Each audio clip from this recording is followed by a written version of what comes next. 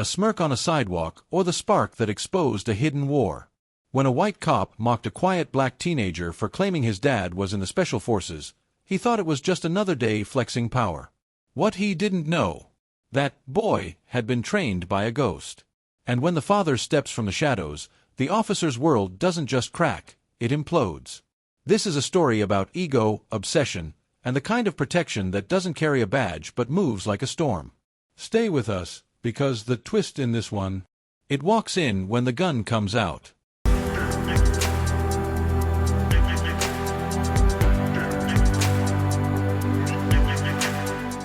The late afternoon sun pressed down on Jalen's shoulders like an invisible weight, heavy and exhausting.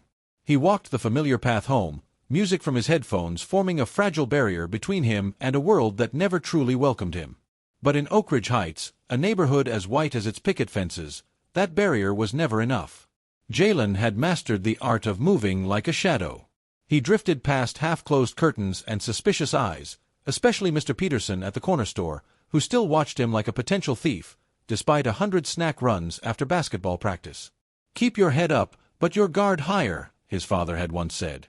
And today, that voice echoed louder than ever as a police cruiser began trailing his steps. The window rolled down. A pale face with sharp lines leaned out, Officer Bradley Grayson.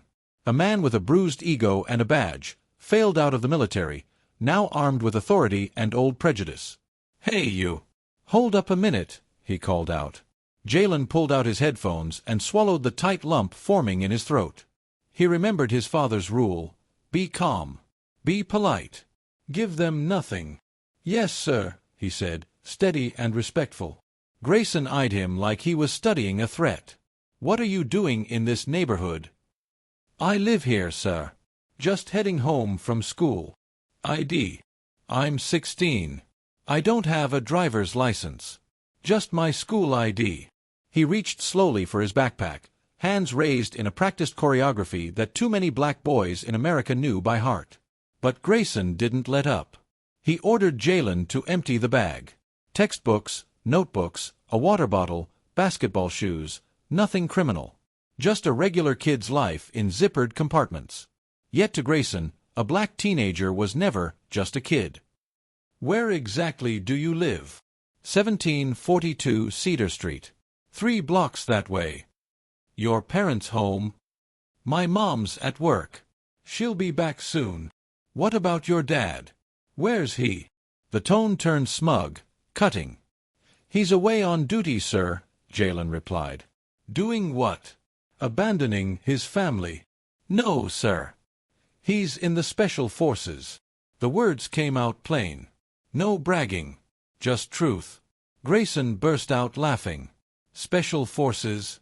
Your daddy's G.I. Joe now." He called another officer to share the joke. "Maybe he works with Chuck Norris, huh?" Jalen stayed silent. His face didn't flinch. His soul screamed, but his expression was still, a lesson his father had taught him well. Across the street, Maya, a classmate, stood hidden behind a tree, phone recording every second. Her hands trembled, but she didn't stop. Something in Jalen's calm, more armor than peace, told her this wasn't just a routine stop. Grayson waved him off. "Get moving. And stay outta trouble."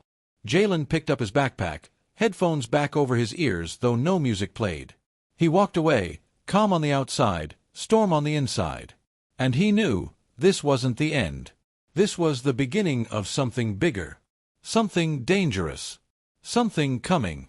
That night, Jalen sat at the kitchen table, the soft glow of a single lamp casting shadows across his textbooks.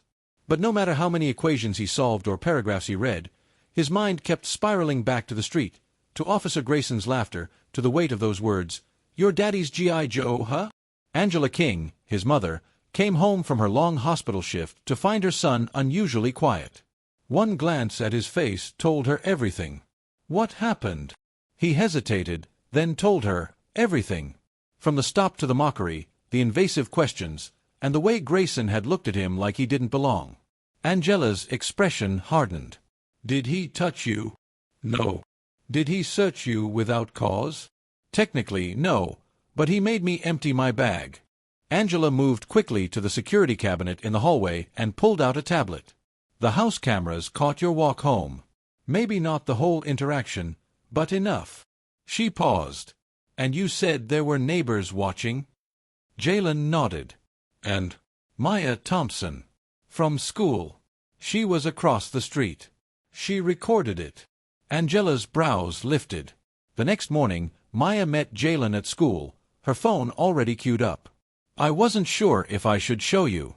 But you need to see this. Jalen watched as the video replayed in her hands. Grayson's tone, his words, the dismissive laughter, it was all there. And though the video only captured part of the scene, it was damning. A white cop ridiculing a black teen for mentioning his father was military. For simply existing. I want to post it, Maya said softly. But only if you say yes. Jalen looked at her, torn. His dad had always taught him to stay low, to be smart, to survive. But silence didn't feel like survival anymore. Post it, he said. By the time the final bell rang, the video had spread like wildfire. First through school group chats, then onto Maya's private social media account, and then, inevitably, beyond. Hundreds of shares. Thousands of views. Comments pouring in. Some accused Grayson of racial profiling. Others tried to downplay it. But the video spoke louder than any opinion. By evening, local forums buzzed. A few community members recognized the corner of Cedar Street, and suddenly, the king's address was being whispered in conversations across Oak Ridge Heights. Angela received a call from a civil rights organization offering support. Maya's father, a local attorney, quietly reached out too. Grayson. He hadn't even seen the video yet. But the fuse had been lit. Jalen sat on his bed, watching the online comments flood in. For the first time, his silence had become a voice. Not loud, not angry, just honest. And that honesty was cracking the perfect facade of a neighborhood that never truly welcomed him. Outside his window, the same street stretched under amber streetlights. But something had changed. People were watching now. And this time, they weren't looking away. 2 days after the video went viral, Oak Ridge Heights was humming with a new kind of energy. Sidewalk conversations dropped in volume when a king passed by. Car engines idled just a moment longer outside their driveway. Some neighbors offered awkward smiles. Others closed their blinds tighter. But across town, in a dimly lit apartment filled with cold pizza boxes and unopened mail, Officer Bradley Grayson was unraveling. He'd seen the video. Seen the smirks, the crowd forming, the girl recording, the way his own voice dripped with contempt. But worse, he'd seen the kid's eyes. Quiet. Like he wasn't afraid. That was what haunted Grayson most. He slammed his laptop shut and tossed it across the couch. Then reached for a burner phone he kept in a drawer marked Maintenance. It wasn't for maintenance. Yeah, he growled into the line. I need a background run. Name, Isaiah King. A long pause. Then, you're not authorized for that. He's classified. Grayson's jaw tightened. Just give me what you can. Over the next few hours, he received fragments, birth records, home ownership filings, marriage license. All normal. But his military record? Redacted. Everything past basic training was blacked out. No unit. No deployments. No end date. But one line caught Grayson's eye. Status. Active. Clearance. Omega Black. That was it. The last thread holding Grayson together snapped. No damn way this guy's living in a cul-de-sac trimming hedges if he's Omega Black, he muttered. He's hiding something. Meanwhile, inside Oak Ridge High, Jalen sat through algebra like his world wasn't shifting by the minute. Whispers swirled around him. Is your dad like a spy? Dude, your video's everywhere. I saw it on TikTok and Reddit. Maya passed him a note halfway through class. My dad found something. You need to see it. They met in the library after school, tucked between rows of dusty history books. Okay, so I did some digging, Maya said, her laptop already open. And I found this on a Deep Mill forum. Like, old threads from retired guys. Not your typical Google stuff. She clicked a few tabs, pulling up a post titled, Operation Silencer, The ones who leave no footprints. Jalen frowned. What's this? Read the comments, Maya whispered. One said, if your op went sideways and they sent in a king, just know it's over. No extraction team moved cleaner. Another, ghosts with badges. Not even CIA touches their files. Maya sat back, her voice hushed. I think your dad wasn't just special forces. He was something else. Something nobody's supposed to talk about. Jalen didn't speak. Didn't blink. Just stared at the screen. His father's quiet discipline. The way he moved like nothing ever surprised him. The locks. The reinforced windows. The unspoken warnings. They weren't paranoia. They were protocol. What do I do with this? He finally asked. Maya gave a small shrug. Whatever you want. But you should probably tell your mom. At home that night, Angela stood at the kitchen sink, washing dishes like everything was normal. Jalen placed the printouts on the counter beside her. She didn't look surprised. Just tired. It was only a matter of time, she whispered. Your father tried to keep us safe by staying invisible. But someone just turned on the lights. And in that moment, Jalen understood. This wasn't just about a cop. This was about a man with a past. A name that meant something in the dark. And a son whose life was about to get pulled into the center of it. The next morning, Isaiah King was already awake before dawn, standing in the backyard under the gray wash of early light. The garden hose ran silently in his hand, not for watering, but because routine was how soldiers stayed sane in peacetime. He didn't hear Angela approach, but he felt her presence behind him. Jalen found the forum, she said simply. Isaiah didn't turn. I figured he would. He's not a child anymore. Angela moved beside him, folding her arms. Neither is this situation. They stood in silence, their breath visible in the chilly morning air. Finally, Isaiah spoke. It's not Grayson I'm worried about anymore. Angela raised an eyebrow. Then who? Isaiah turned to her now, his voice quiet but charged. It's the ones watching him. He paused, then added, and the ones watching me. She stared at him, and for a second, the woman who once fell in love with a quiet warrior at a VA fundraiser saw the man she married in full again. Not the husband. Not the father. But the asset. You think the agency's gonna make a move?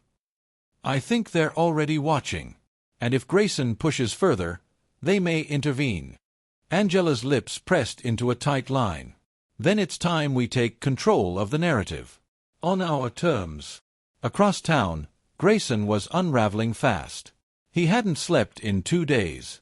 Empty energy drinks littered the floor of his apartment, and every surface was stacked with printouts, photos, maps. His eyes were bloodshot, his fingers twitching as he scrolled through surveillance footage he wasn't authorized to have. He zoomed in on a blurry image from the King residence's security camera, Isaiah at the mailbox. He wasn't doing anything suspicious. Just standing there. But to Grayson, the stillness itself was terrifying. Look at him, he muttered. Like he knows we're watching. He picked up his phone and dialed a contact. Yeah. I need thermal drones. Just a sweep. Quiet. And off the books. That same evening, Maya texted Jalen again. Meet me at the library. You won't believe what just got deleted. They huddled over her laptop as Maya showed him the screen. The forum thread about Operation Silencer? Gone. Every post, every comment, scrubbed clean. Like it had never existed. But I saved screenshots, she whispered. It wasn't just a forum. It was a warning board. Jalen leaned back, mind racing. A warning about what? Your dad's unit. They weren't just soldiers, Jay. They were the last step. If they showed up, someone had already called checkmate. Back at the King house, Isaiah sat at the kitchen table with a burner phone in front of him. He stared at it for a long moment, then finally dialed. A gravelly voice answered. This line is for dead men and buried secrets. Isaiah replied calmly, then dig up silencer 08. Protocol may need to escalate. The voice on the other end paused, then simply said, understood. Isaiah ended the call and set the phone down slowly. For 16 years, he'd tried to live quietly, to let his family grow without the shadows of his past touching them. But the shadows had come anyway. And now, the man who made ghosts nervous was done hiding. That night, the air in Oak Ridge Heights was unnaturally still. A storm wasn't coming, but something was. Everyone felt it. Streetlights flickered faintly. Curtains stayed shut. Even the wind seemed to hold its breath.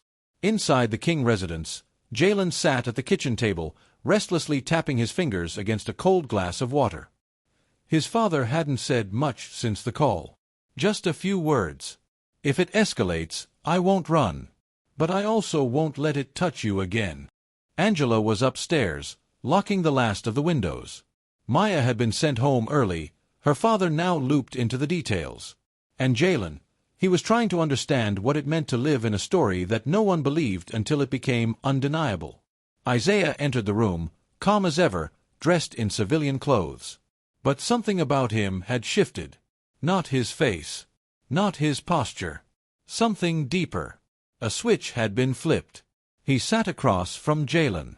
"If I told you we had 3 options right now, which would you choose? Run, fight, or outthink them?" Jalen blinked. "I'd say, you already outthought them." Isaiah cracked the faintest smile. "You're learning." Moments later, a black SUV pulled onto Cedar Street. Not fast. Not loud. But it carried the weight of a decision. Another vehicle followed, then another. No sirens. No insignias. Angela came down the stairs slowly, her expression unreadable. "Is it them?" Isaiah nodded. "Ghost team. Washington sent them to tie loose ends." "Are we the loose ends?" Jalen asked. Isaiah stood. "Not tonight." A knock came at the door. Sharp. 2 short, 1 long, old protocol. Isaiah opened it without hesitation. 3 men entered, dressed in charcoal suits, military posture wrapped in civilian fabric. The lead man carried a briefcase, his expression unreadable. "King," he greeted. Isaiah nodded. "Carter." The man placed the briefcase on the table and opened it. Inside, a single file folder. No laptops. No tablets. Just paper. Carter flipped it open and turned it toward Isaiah and Angela. "Your file has been reclassified," he said. "Effective immediately, all known civilian addresses associated with your name are now ghosted. No trace. No access." "And Grayson?" Angela asked sharply. "Being processed." Officially, he went rogue. Unofficially, he's someone else's problem now. "What does that mean?" Jalen asked. Isaiah looked at Carter, then back at his son. "It means the system cleaned up the mess, but the stain still remains." Carter closed the folder. "We're prepared to relocate you. New IDs. New history. Full security net." Isaiah didn't flinch. "We're not leaving." Carter paused. "You're sure?" "We've lived in the shadows long enough. My son's light deserves better." Carter nodded slowly. "Then you'll need protection." "No," Isaiah said. "We'll need community. That's how you build peace that lasts." He extended his hand. Carter shook it firmly. And just like that, the men who erased ghosts walked back into the night, leaving the Kings standing in the house that wasn't just their home, but their stand. Outside, neighbors began stepping out one by one. Silent. Watching. Then, Mrs. Whitaker crossed the street, holding a tray of cornbread. A gesture. A beginning. Jalen stepped out onto the porch beside his father. "Are we safe now?" Isaiah didn't answer right away. He looked out at the street, the faces, the possibility. "No," he finally said. "But we're seen. And that's where safety begins." And just like that, the boy who was mocked for saying his father was Special Forces stood beside the man who taught him what strength really meant. Quiet. Steady. Unshaken. And the world, finally, had no choice but to see.